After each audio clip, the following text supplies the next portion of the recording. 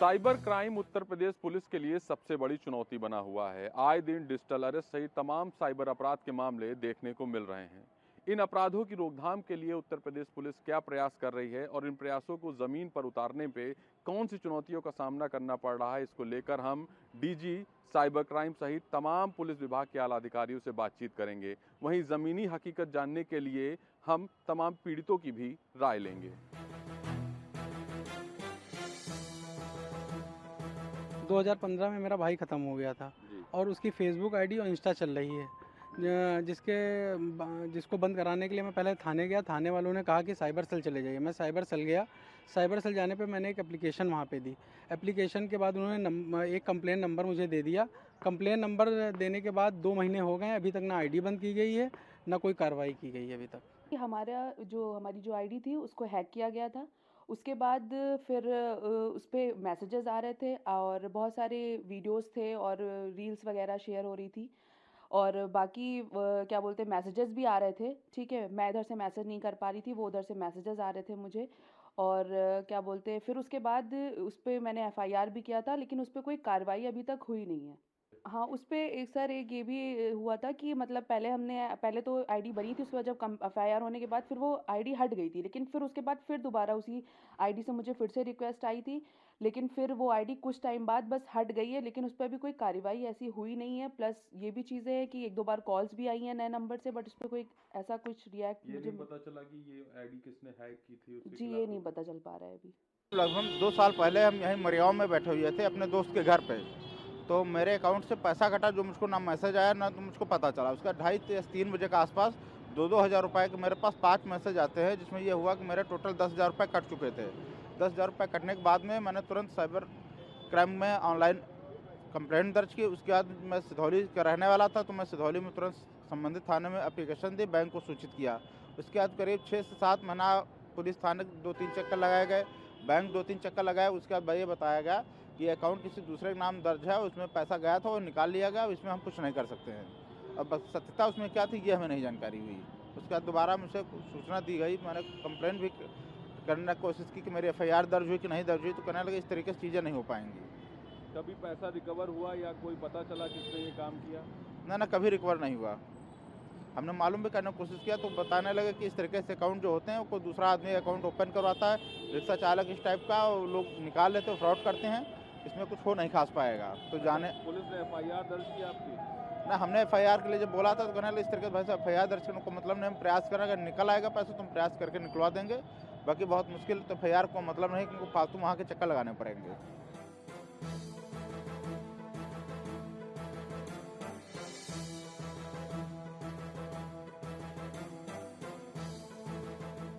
अ, 2 अक्टूबर को मेरे पास एक लिंक आता है टेलीग्राम पे, जिसमें कहा जाता है कि वर्क फ्रॉम होम, आप घर बैठे पैसे कमा सकते हैं। तो मैं उस पर क्लिक करता हूँ। क्लिक करने के बाद वो मुझको कहता है कि आपको होटल्स में रिव्यू देना है, स्टार देना है और कुछ टैग लाइन लिखनी है, 2-4 लाइनें लिखनी है। तो करते करते वो माने कि पर रिव्यू वो 100 रुपये हमको दे रहे थे। करते करते वो पहली बार मुझे 100 करके 3 टास्क दिया था उसने, तो बताया वो टोटल 300 रुपये मेरे में क्रेडिट करता है। ऐसे करते करते वो मुझको टास्क देता है। फिर वो 3 तारीख को वो कहता है कि आपको 1,000 रुपये करने हैं पहली टास्क में, दूसरे टास्क में आपको 2,000 करने हैं, और तक टोटल मुझको वो 900 रुपये एक्स्ट्रा देता है। फिर वो कुछ देर बाद फिर उसकी एक टास्क आती है, वो मुझसे कहता है कि 1,000 रुपये आप मुझको पेमेंट कर दीजिए ऑनलाइन। तो मैं करता हूँ, तो वो कहता है नहीं, जो मेरे सर हैं वो कह रहे हैं कि 2,000 रुपये और आप एक्स्ट्रा करिए। तो मैंने कि मैंने प्रथम टास्क में 3,000 रुपये टोटल किए, दूसरी टास्क में उसने 10,000 का कहा मुझसे। तो मेरा दिमाग थोड़ा ठनका कि ये मेरे साथ कुछ फ्रॉड हो रहा है। तो मैंने कहा तीसरा टास्क तो ये लोग बता 0 दे रहे हैं, तो मैंने 10,000 में कर देता हूँ।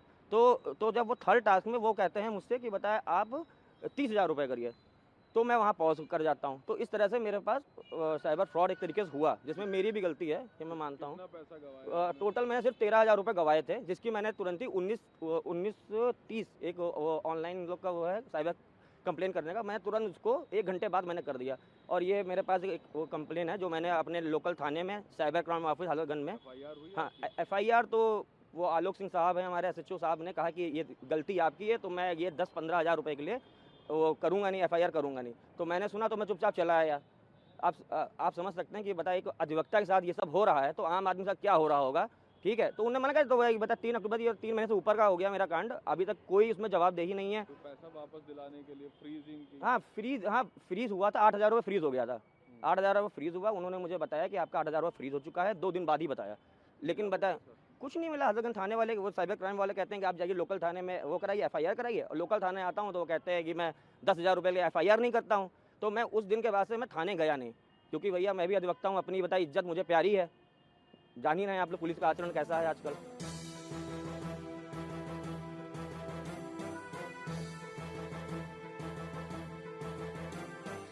देखिए, विगत दिनों में जैसे जैसे डिजिटल प्लेटफॉर्म्स पे लोगों की एक्टिविटी बढ़ी है, वैसे ही साइबर क्राइम की जो संख्या में है वो काफ़ी बढ़ोतरी हुई है। अगर हम देखें तो पिछले करीब 10 सालों में साइबर क्राइम का ग्राफ जो है एक्सपोनेंशियली बढ़ा है।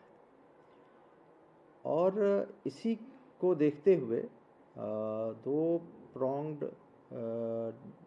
स्ट्रैटेजी के साथ उत्तर प्रदेश पुलिस ने इसको टैकल करने का प्रयास किया है। हम लोग उसको कर रहे हैं। पहली है कि प्रिपेयर्डनेस एट जो है पुलिस लेवल, कि हमारी पुलिस की प्रिपेयर्डनेस हो कि हम इस क्राइम को समझ सकें, इसको सॉल्व कर सकें और क्रिमिनल्स को पकड़ सकें।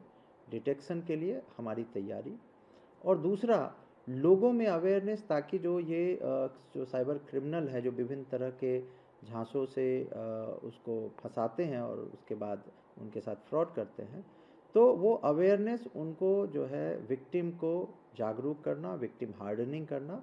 तो इन 2 अप्रोच पे हम लोगों ने काम किया है। अगर आप देखेंगे तो प्रत्येक जनपद के में एक साइबर थाना उत्तर प्रदेश सरकार द्वारा जो है खोल दिया गया है, ताकि प्रत्येक ज़िले में साइबर क्राइम को एक प्रॉपर अटेंशन मिल सके। साथ ही साथ प्रत्येक ज़िले में एक साइबर क्राइम सेल यूनिट जो है वो स्थापित है, ताकि हम जितने भी एप्लीकेशंस आए उसकी एनालिसिस कर सके, उसको देख सके, उनको वर्कआउट कर सके। इसके अतिरिक्त DGP उत्तर प्रदेश महोदय के द्वारा प्रत्येक थाने पे एक साइबर हेल्प डेस्क बनाया गया, जिसमें प्रशिक्षित सब इंस्पेक्टर, इंस्पेक्टर और कांस्टेबल्स हैं, जो जितने भी पीड़ित अगर थाने पर जाते हैं तो उनको प्रॉपरली अटेंड कर सके, उनकी शिकायतों को दर्ज करा सकें और उनको उनकी प्रॉब्लम्स को हम रिजॉल्व करा सकें।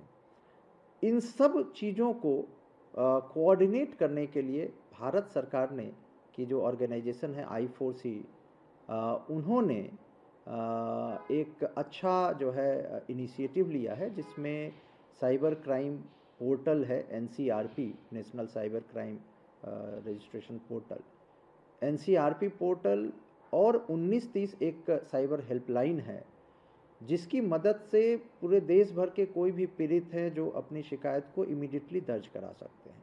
और इन्होंने इस कंप्लेंट को डिफरेंट स्टेक होल्डर्स के साथ टाई अप किया है, ताकि जो I4C का ये पोर्टल है वो सभी बैंक के डेटाबेस से कनेक्टेड है, और जैसे ही किसी भी प्रकार की कंप्लेंट्स रजिस्टर होती है, बेस्ड ऑन द डेटा संबंधित अकाउंट के पैसे फ्रीज होते हैं, ताकि पीड़ित के पैसे जो दूसरे अकाउंट में गए हैं उनको फ्रीज कर उनको वापस दिलाया जा सके।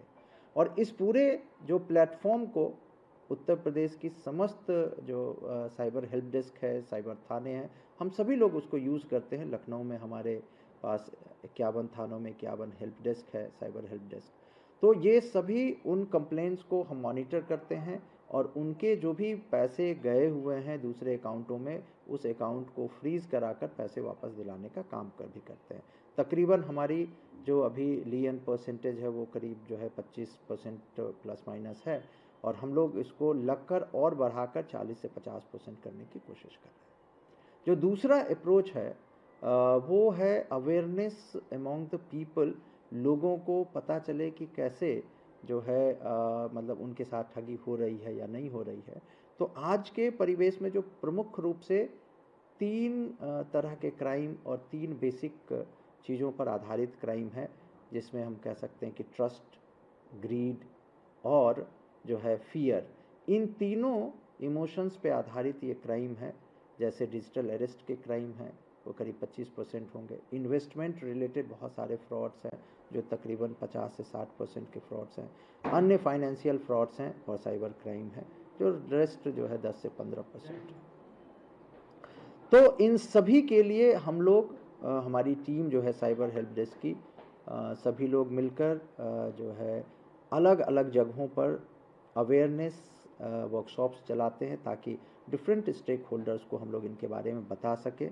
साथ ही साथ आप लोगों के माध्यम से, मीडिया के माध्यम से जो है लोगों में जागरूकता फैलाने का काम भी कर रहे हैं ताकि लोग इस तरह के प्रलोभन से, इस तरह के फर्जी डरावनी चीज़ों से डराकर जो अथॉरिटी के नाम पे डिजिटल अरेस्ट करते हैं उसके बारे में लोग जो है अवेयर हों और फिर वो इस झांसे में न फंसे और उनके साथ साइबर क्राइम ना हो।